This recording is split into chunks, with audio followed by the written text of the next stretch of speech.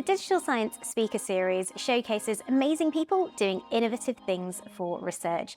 And today's guest is no different. Matyas Kovacs is involved in falling walls and has also set up his own startup, futurehain.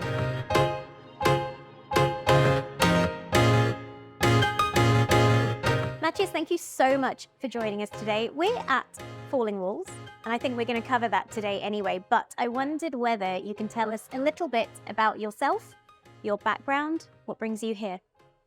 So first of all, pleasure to be here, Suze. Thank you so much for being featured in the series. Yeah, and what better place to pick than Falling Walls, and just these days that are really some of the most special for me throughout the years, or throughout the year, because this is what made me move to Berlin in some sense, or at least the one thing that then kept me in Berlin.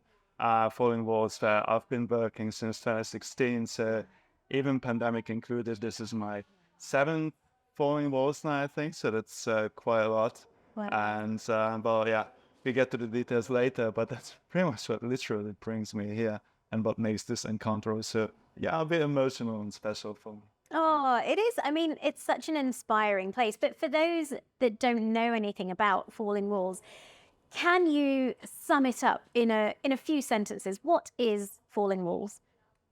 Falling Walls is an international platform connecting science and society, and science and industry, businesses, innovation, and the broader ecosystem in which research and in which breakthroughs come to be.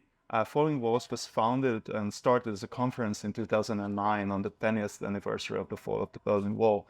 And so, yeah, well, some years have passed and Falling Walls has grown tremendously, launching new and new platforms to bring in various facets, various pockets of the scientific community. Initially, it was this conference for the most renowned scientists of our day and age, but over the years, it has developed additional offerings for emerging career researchers, for science-based startups, for high-level policymakers. Now, Falling Walls is running the Berlin Science Week, which is this fantastic 10-day series to showcase Berlin's and the globe's science here in Berlin. So, and much, much, much, much more. So really, you should just go on the website and check it out. It's too much to pack it into a few sentences, but this would be Falling Walls in a nutshell, showing which are the next walls to fall in science and society.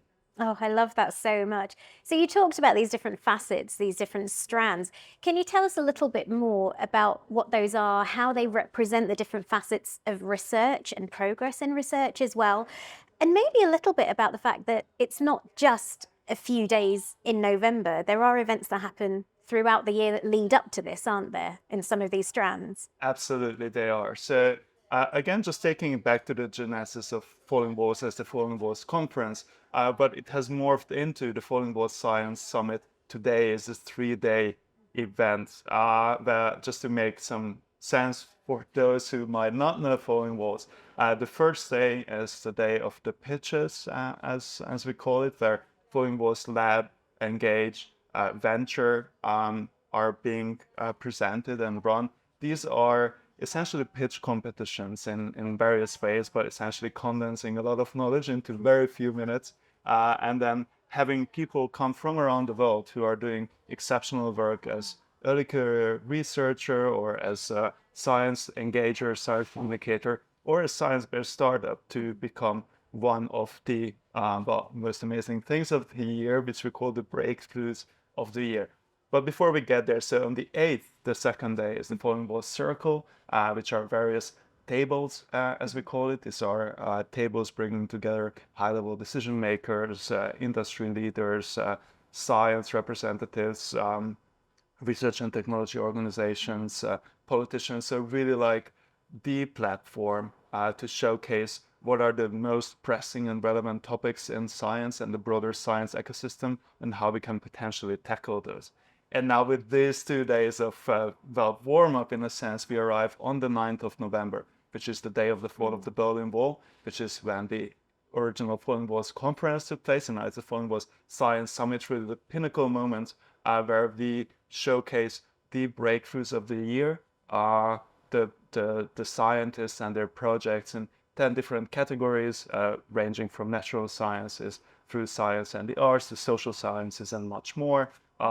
this is what takes place on the 9th of November, which again isn't just the day of the fall of the Berlin Wall, but also the day of the Weißpogromnacht, as they call it in Germany, the first really big wave of pogroms against the Jews in 1938.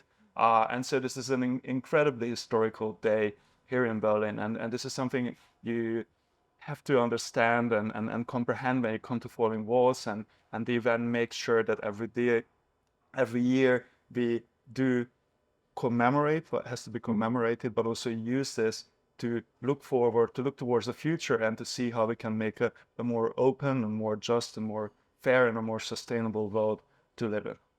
I think that's amazing. I think that essence of progress is really felt. I mean, even just this morning, I've had the privilege of going to some of the Engage pitches, and I think it's really interesting that probably across all of the strands, you find commonality in the themes. So I suppose I want to ask you, what makes Falling Walls different, and what enables those foreshadowing of the big challenges to come?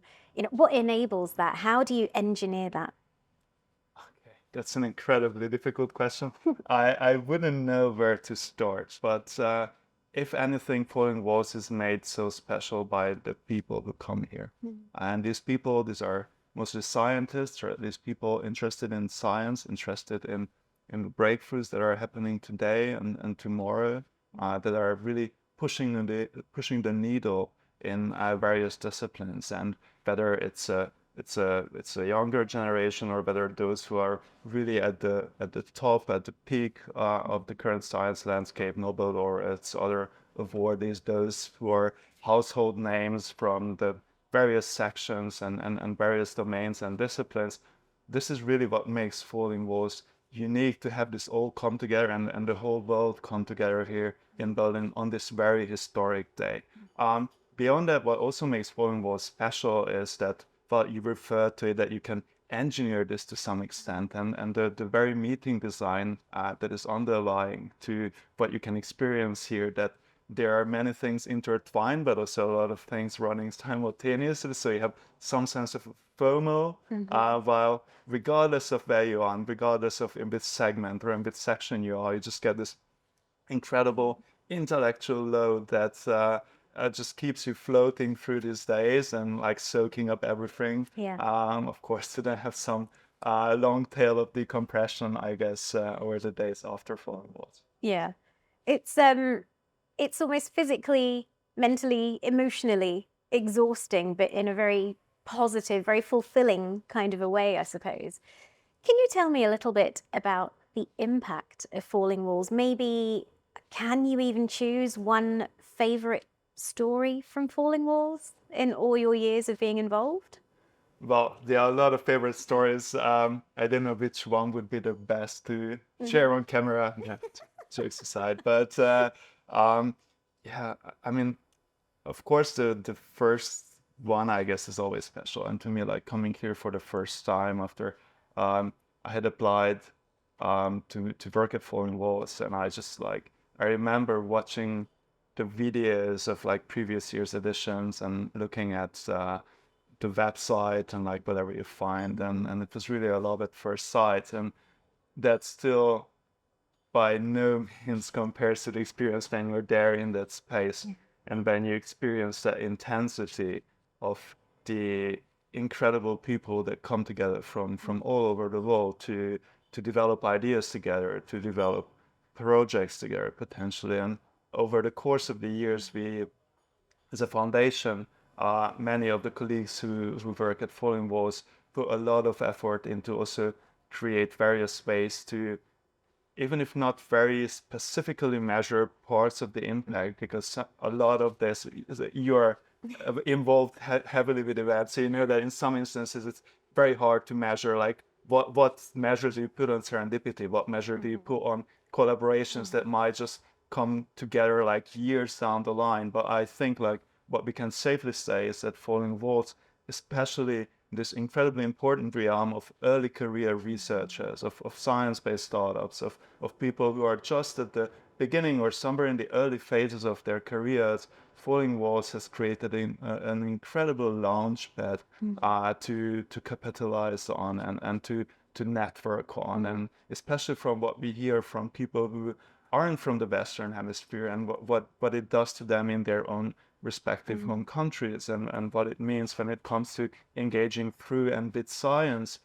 in all these parts of the world, where this provides an additional boost to this metaphor of the falling wall of Berlin from '89 that still resonates around the world, even if many of the systems aren't exactly gravitating right now in the direction that this fall of the wall was supposed to mean. But I think tying it all together is really the impact that in this framework all these people can come together, can talk about the next walls that are about to come down, and where they also heavily contribute, of course, to these walls coming down through their own research and through their own engagement. Yeah. It's such a beautiful metaphor. I think it's brilliant. I do feel like there are a bunch of stories you're not telling me because there are cameras pointing at you. So we'll talk about those later. I'd love to hear a little bit more about your current projects. You're still very much involved with Falling Walls, but you have now created a new startup called futurehain. Can you tell me, did I pronounce it correctly? Yes, perfect. Ah, Yeah. amazing. All Can the you practice, yeah. It was great. It was great. All the practicing paid off. Can you tell me what futurehain means? Yeah, future Hein mean well. The first part, future, I guess all the viewers will understand. But Hein is a somewhat antiquated German word for a grove, for small humble forests, and so this is also a metaphor in some sense, like falling walls. But my co-founder Felix, who also used to work for Falling Walls for many years, he was executive director at Falling Walls, also at the head of the curation, the head of the conference program, while I was head of strategy at the time. And these two functions and these two ways of looking at science in a very strategic, structured way, but also in a way that enables through creativity, through innovation, through new formats. And this is what we thought, well, during the second lockdown, I believe that the time is now ripe for when so many of the people and the organizations are, well, not just deeply entrenched in maintaining various status quos, but also opening towards what's next. And this was something you heard a lot during the pandemic, like what's next, and like the new normal, the next normal, the current normal, the past normal, and like where we were also thinking that in this very space, in this ecosystem of science, like what is the new normal? What are new ways of collaborating? What are new ways of creating strategies that are more multilateral, that are more inclusive, that also capitalize on recent technological advances? And we started futurehain as an agency with this spirit, and yeah, with tying this hain, this forest metaphor back to an exploration where you might not exactly know where you end, but you have a sense for the direction that you're going. And this is what we've seen in many of the projects that which we work with, and projects that we helped launch and scale, is that it does still very much retain this exploratory nature, this curiosity-driven nature of science and how science comes to be. And this is what we brought into this concept of a strategy and creative agency that helps science organizations and big alliances and scientists themselves and everyone in this ecosystem to ideate and think of and create new projects, and then help those projects be built and also be as well networked and as visible and as impactful as possible. You can definitely sense the potential for that impact as well. You can see elements of falling walls within this. There's lots of that essence of collaboration, of breaking down barriers between different actors within the research ecosystem. In the age of misinformation and disinformation and the threats that we have to research integrity, how important is a platform like futurehain? Of course, every platform is important to counter these negative tendencies, but there, of course, I mean, futurehain is absolutely waning in comparison to the magnificent platform that Falling Walls is. But what's, I guess, not really surprising to anyone who knows Felix and myself and those who work at the agency also those who work at Falling Walls for that matter, is that both Felix and I have worked for Falling Walls for a very long time. So of course there's some shared DNA and some of the shared ways of looking at the world, the shared ways of looking at challenges that we want to overcome and the ways we want to overcome those.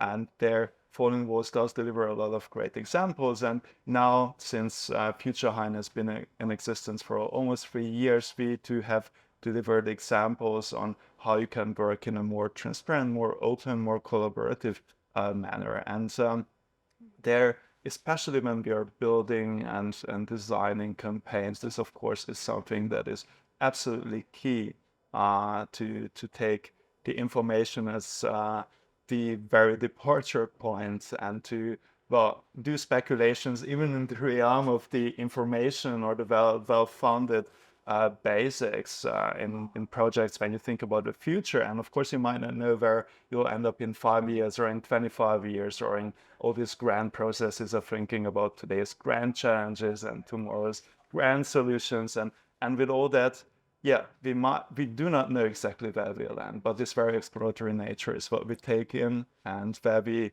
work towards that with both our teams and with our clients. I'm going to pick up on what you've just said there because you've alluded to these big global challenges that we're facing. What do you think the greatest challenge or threat is towards research at the moment? Oh wow! So now we are like floating onto the somewhat more philosophical waters. There are, well, it's a very systemic issue, and I know that this does sound like somewhat of an evading answer, but I think it would be incredibly hard to pick just one element in this web of various challenges and threats. And generally, also, if we view or if we look at research not just in its own ecosystem, but if we zoom out and we look at the societal implications and how the interfaces of research, the interfaces of science towards society, but also towards, for instance, policy and politics look like, and how in many places of the world where democracy is in decline, what this also means for science that is inherently built on an open, on a more sharing and more caring way of tackling these challenges. So I do view this as one global and systemic issue. Of course, there's no magic wand to just tackle this, but this is what I can tie back to the importance of platforms like Falling Walls, where many of the people who are not in as much of a privileged situation as we are right now in today's Berlin, but face a lot of these systemic issues in their own environment or in their own home country, can still come here and have meaningful conversations and exchanges and potentially start new collaborations and find out about new ways of doing impactful work and then moving the needle in their own ecosystems to then revert back to these bigger global challenges and help move towards this more open way of conducting science, for which some of the more systemic requirements are essential first to get that done right. I think you've probably answered my next question then, really. You say you have no magic wand, but if you did have a magic wand, what change would you like to see for the future of research? Would it be on an individual level? Would it be on a professional level? What one change would you like to see? Well, okay, I'm going to give somewhat of an evading answer again, just because I'm not an active researcher. So I don't think that I'm best placed to say what this magic wand for researchers should do. But as a general plea, I guess, and this is also something that both Falling Walls does and both futurehain, the agency, does, is to very actively think of these interfaces of science and society and science and innovation and all the other stakeholders in this big construct in which science exists. But science, it doesn't exist in a vacuum, right? So because of this, like this magic wand, I guess, should just maintain this continuous awareness on how research is being done and who research is being done for, and how we can do our very best, everyone in this construct together to make science as impactful as possible. That's such a beautiful answer, and I cannot believe you said you were evading the question. I think that's something we all hope for, certainly. Matyas, thank you so much for taking the time to chat with us today. It's been so insightful and so inspiring. Thank you. Thank you for the opportunity. Thank you.